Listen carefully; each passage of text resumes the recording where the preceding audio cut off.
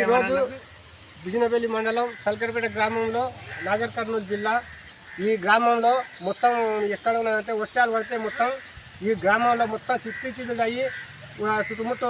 కంప చెట్లు కానీ చెట్లు చెదారం ఇవన్నీ గలీజ్గా ఉండడం వలన మొత్తం ఈగలు దోమలు భారీ వర్షాలు పడడం వలన ఎక్కడెక్కడ మురుగు నీరు మలుకొని ఈ గ్రామంలో మొత్తం దోమలు వచ్చి చాలా బాగా ఆరోగ్యాలు గురి మంచిగా లేకుండా అవుతున్నవి. విష జ్వరాలు రావడం వలన అందువలన మనకు ఈ గ్రామంలో ప్రతి ఒక్కరికి ముఖ్యంగా అంతా మంచిగా ఉండాలని ఈ గ్రామంలో మొత్తం చెట్లు ఇక్కడ చూసినట్లే ఇక్కడ ముందర బావి ఉంది. ఇక్కడ బావి ఉండడం వలన ఈ బావి చూడండి, ఇక్కడ ఈ బావి మొత్తం నీళ్లు మలుకొని పాములు ఇట్లా రోడ్డు ఉండే ఇంటికి ఈ రోడ్డు ఉండడం వల్ల ఈ రోడ్డుకు ముఖ్యంగా మొత్తం స్తంభించిపోయింది, వాటర్ నింపిపోయింది. దాదాపు అంటే ఇది ఇక్కడ బావి ఉండడం వల్ల బావికి చుట్టుముట్టు గ్రామాల్లో వచ్చి నీళ్ళు మొత్తం ఇక్కడ వచ్చి మనకి ఇక్కడ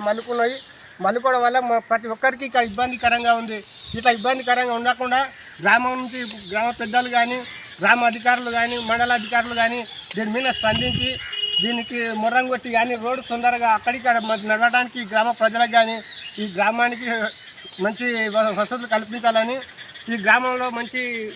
శుభ్రత ఉండాలని గ్రామ సెక్రటరీ గారు కానీ గ్రామ పెద్దలు కానీ ప్రతి ఒక్కరు చొరవ తీసుకొని అలాగే ఈ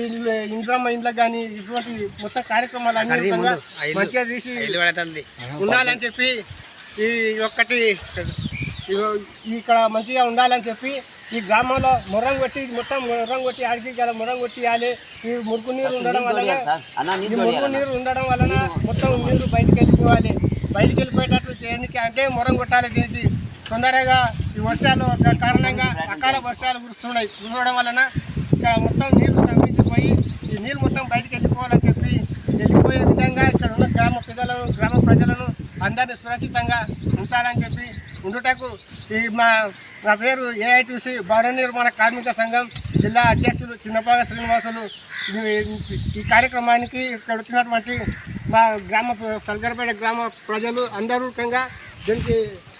ప్రతి ఒక్కరూ మంచిగా చేయాలని చెప్పి